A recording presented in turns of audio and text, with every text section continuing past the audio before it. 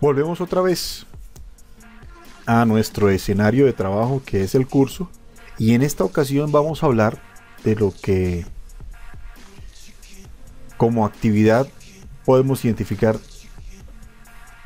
como foro, ¿sí?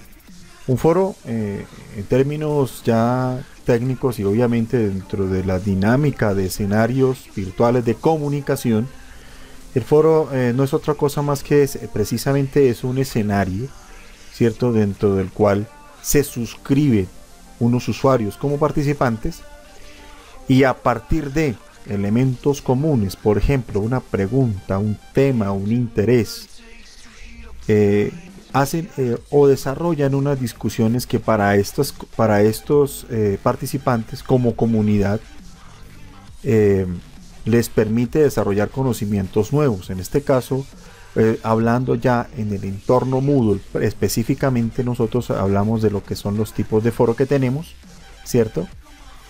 Pero antes, que es lo que nos interesa a nosotros, identificar es también cómo se dispone esta actividad de foro dentro de nuestras sesiones de trabajo. Importante siempre, y esta es eso es un procedimiento por defecto o sin el cual nosotros no podemos integrar ninguna actividad, es que nosotros activemos la edición dentro del aula, el aula virtual Moodle, y al activarla nosotros integramos precisamente estas actividades.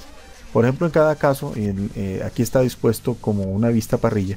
Aquí vamos a ver que al final de cada sesión vamos a encontrar donde dice se agrega la actividad, ¿sí? Aquí tenemos los 5 ejemplos de los tipos de foro y cómo los agregamos. Sencillamente decimos acá, nos vamos a esta parte de añadir una actividad de un recurso, y dentro de ese agregar una actividad encontramos al foro. Incluso para las personas que quieren tener un poco más de claridad al respecto, ir más allá de lo que yo les estoy comentando en el video, que me parece saludable y necesario, pues que indague un poco en lo que Moodle mismo define como una herramienta, o define mejor como una actividad formativa, en este caso el foro, ¿no? Los tipos de foro que va a encontrar, ¿sí? Los usos, aquí señalo rápidamente, por ejemplo, un espacio social para que los estudiantes se conozcan. Perfecto. Por ejemplo, usted puede plantear un foro y decir, iniciando el curso, y les invito a los estudiantes a que hagan una presentación breve sobre su perfil personal, sus intereses, sus costumbres, o si yo quiero indagar un poquito más sobre el tema de, por ejemplo, de los métodos de estudio o de la cultura de investigación y trabajo que tengan un grupo de estudiantes, pues puedo plantear un foro. Perfecto, ¿sí? Avisos del curso, ahí estamos hablando del foro de novedades. Discutir contenidos de un curso o de una lectura, lo que estamos hablando ahorita, un foro temático, ¿cierto? Continuar en línea en una cuestión planteada previamente en una sesión presencial, ¿cierto? O en una sesión de tutoría, ¿sí? Entonces, por ejemplo, yo he planteado en una sesión de tutoría un tema, he desarrollado una parte, pero me gustaría que profundizáramos un poco más, dado que de pronto las condiciones tiempo-espacio no han sido favorables o que simplemente están restringidas por cronograma. Entonces yo le doy ese espacio para que en los momentos libres, de manera asincrónica, es decir, no en tiempo real, ¿cierto? No en tiempo presencial, sino diferido, el estudiante también pueda participar ya de pronto con unas condiciones mucho más agradables y más flexibles de lo que es, por ejemplo, él pueda reflexionar y pueda poner su punto de vista, ¿cierto? Allí. Y obviamente cuando ya define lo que es el foro, ¿cierto? Lo agrega. Aquí he puesto 5 ejemplos de foro. Aquí lo van a identificar es por el icono. Usted debe reconocer, y sobre todo en esa cultura, esa disciplina del manejo comunicativo, el icono es fundamental para usted. En Moodle usted va a encontrar el foro así: 2 viñetas, una verde y una azul, por ejemplo, en este caso, que nos van a hablar de un diálogo. Siempre la viñeta verde significa es el que está hablando, ¿no? Muy bien. Y aquí he puesto 5 tipos de foro. ¿Cómo los diseño yo? Cuando yo le doy agregar, inmediatamente me sale la siguiente interfaz gráfica, es decir, la siguiente disposición del diseño. Bien, entonces por defecto me va a aparecer la descripción general, el umbral de mensajes, la calificación o calificaciones y los ajustes comunes del módulo, ¿sí? Empecemos por la identificación general. Antes de esto, vuelvo yo a esta plantilla de diseño porque al final yo dispuse la actividad de foro, ¿sí?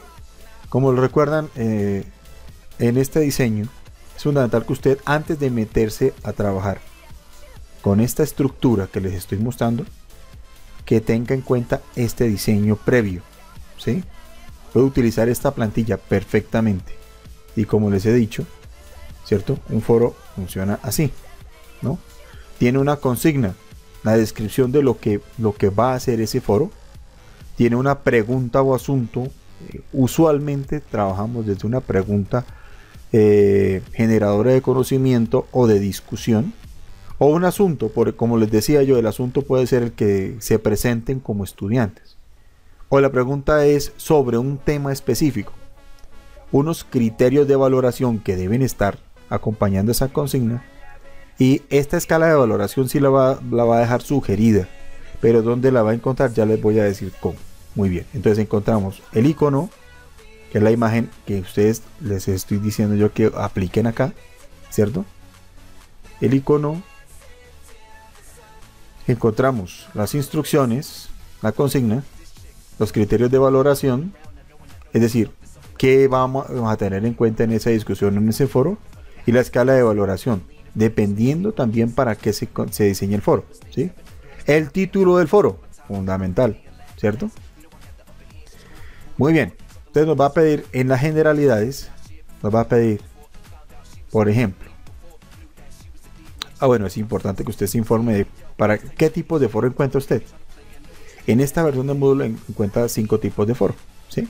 Ya los mostraremos a continuación. Desde cada persona plantea un tema hasta foro para uso general, ¿sí?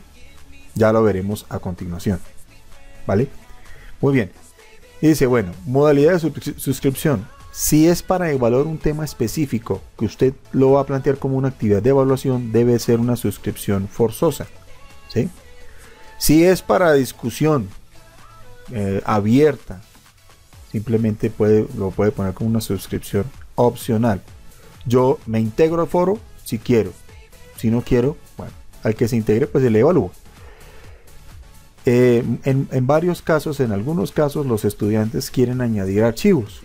¿Añadir archivos para qué? Para refrendar su punto de vista. Por ejemplo, hay estudiantes que dicen, bueno, de acuerdo con esta posición yo he encontrado el siguiente documento. Lo descargó, lo identificó, lo construyó él mismo. Ah, bueno, lo agrega. Yo le doy una capacidad mínima, ¿sí? En este caso yo preferiría que fuera entre media mega y 1 mega, para que no exceda, inclusive para que no termine saturando la capacidad de nuestra plataforma, ¿sí? Número máximo de archivos que yo puedo agregar, sugiero que sea 1, ¿sí? Por las limitaciones de tiempo que tenemos nosotros como orientadores en la revisión de actividades. Umbral de mensajes para bloqueo, yo digo, yo lo voy a delimitar porque yo no voy a esperar a que el estudiante, en algunos casos yo no voy a esperar a que el estudiante se decida si lo va a contestar o no, porque esta es una actividad que maneja un cronograma específico. Ahora bien, si es un ambiente libre, si es un curso abierto y yo quiero que entre en cualquier momento cuando él lo crea conveniente, pues simplemente yo digo, bueno, yo lo dejo abierto, no bloquearlo, ¿sí? Bien, puedo encontrar mensajes, umbral de mensajes para bloqueo. Yo quiero que solamente me ubique solo un mensaje. Si yo no quiero bloquearlo, simplemente esto no lo diligencio. Umbral de mensajes para advertencia. Se le advierte que después de el límite de mensajes que ha enviado, usted no puede enviar más mensajes. Si yo le pongo 1, es para que el estudiante sepa que solamente puede poner 1, ¿vale? Bien. La calificación, aquí por defecto aparece sin categorizar, ¿sí? ¿Por qué? Porque yo lo voy a hacer específicamente acá. Siempre reviso acá, nos dan unas indicaciones, ¿sí? Dice, para enviar calificaciones de usuarios se requiere permiso módulo, etcétera. Y aquí, y cualquier permiso específico sobre el módulo. Los usuarios asignados, esos permisos se los doy yo cuando el estudiante ingresa al curso. Yo le he dado, inclusive en algunos cursos o actividades, yo le doy una clave, ¿cierto? Y de acuerdo también al rol que le corresponda. En este caso, pues yo planteo acá un promedio de calificaciones, y en ese promedio de calificaciones yo puedo establecer una escala de porcentaje, por ejemplo, de 1 a 100, de escala decimal de 0 a 5, o una escala elaborada por mí mismo, puede ser reflexiones sobre lecturas, ¿cierto? Vías de conocimiento, etcétera. Yo puedo diseñarlo. Yo en este caso simplemente voy a poner una por defecto que es de 1 a 100, y finalmente termino por las fechas, ¿no? Digo, bueno, de qué fecha a qué fecha voy a habilitarlo, y aquí en la parte de ajustes comunes, por ejemplo, si yo tengo grupos, pues por ejemplo tengo de un curso, tengo el grupo A, el grupo B, grupo C, yo ya los he elaborado con anterioridad, yo ya los he separado, y finalmente pues yo puedo decir, si los tengo, voy a hacer grupos separados para la discusión, o simplemente no hay grupos. Voy a mostrar la actividad para que la vean. Cuando yo termine de diseñar el foro, simple y sencillamente acá le doy guardo los cambios y le digo a la plataforma, muéstrame lo que yo he creado, ¿sí? Bien, y aquí está el foro. En este caso es un foro de formato blog. Vamos a mostrar rápidamente cuáles son los tipos de foro que vamos a encontrar, ¿no? Entonces tenemos un foro de debate sencillo, ¿sí? Y el foro de debate sencillo, ¿en qué se define? En que los estudiantes simplemente plantean una respuesta a una pregunta que yo he dado. Ya obviamente está condicionada por unas calificaciones, pero esas calificaciones están establecidas por la escala que yo he presupuestado. Bien, en este caso entonces yo, a partir de un tema específico, de un componente específico que es un video, les he pedido a los estudiantes que con una consigna, que tengan en cuenta esa consigna, les he dicho, respondan esta pregunta, y a esa pregunta los estudiantes, de acuerdo con su posición, obviamente su experiencia propia, pero fundamentado sobre todo en este referente, ellos van a dar una respuesta. Bien, ¿qué otro tipo de foro vamos a encontrar? Aparte del debate sencillo, ¿sí? El foro para uso general. Permítanmelo. ¿Qué características tiene este foro para uso general? Fundamental que lo tengamos en cuenta. Bien, el foro para uso general, nos dice la definición, es un foro abierto donde cualquiera puede iniciar un nuevo debate en cualquier momento, y en el que los temas de discusión se muestran en una página con enlaces. Discute este tema, ¿sí? Entonces, por ejemplo, yo presento acá simplemente un contexto. Yo como participante puedo añadir un tema de discusión, ¿cierto? Es decir, digamos que yo lo puedo plantear simplemente como por ejemplo, reflexiones de los participantes, ¿sí? Entonces yo he hecho una actividad de aplicación, ¿cierto? Con un contexto específico, y he trabajado sobre 3 preguntas. Yo puedo decirle al estudiante en este tipo de foro de uso general, plantee usted sus inquietudes, ¿no? Entonces cada participante puede abrir un foro de discusión durante todo un semestre, y sobre ese mismo puede desarrollarse la actividad de reflexión de manera abierta. ¿La puedo calificar? Sí, dependiendo del criterio que yo voy a utilizar. Bien, ¿qué otro tipo de foro me voy a encontrar? Bueno, en este caso, en ese foro de pregunta y respuesta, pues la dinámica es que los estudiantes fijan puntos de vista antes de ver los mensajes de los demás, ¿sí? En este caso, pues yo he puesto aquí una pregunta sobre un referente, y antes de ver esas respuestas ellos responden, ¿sí? Ellos hacen una réplica a los estudiantes, o ellos hacen una respuesta mejor, responden esa pregunta a la persona que se las está planteando, ¿cierto? Hay una pregunta que yo formulo como tutor y el estudiante genera su respuesta. Pero yo, por ejemplo, pienso, de acuerdo con la lectura, etcétera, y lo envío al foro. Perfecto. E inmediatamente me registra mi opinión. Ya, entonces en eso consiste la pregunta, foro de pregunta y respuesta. Vamos entonces, fíjense que aquí ya están las réplicas, aparecen las réplicas y yo inmediatamente, cuando como estudiante voy a entrar, simplemente voy a dar la réplica o la respuesta. ¿Y en qué otro tipo de foro tenemos? En la tipología de foro nosotros encontramos también el tipo de foro en formato de blog. Esto no es muy usual, esto estamos hablando, es más común encontrar, por ejemplo, los de debate sencillo, pregunta y respuesta, foro para uso general, por ejemplo, ¿cierto?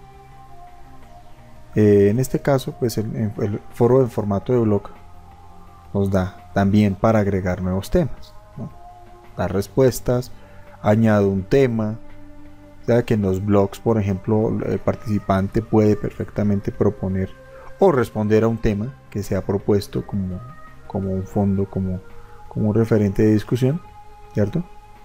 Y en eso consiste precisamente el formato de foro en forma, el foro en forma de blog o en formato de blog.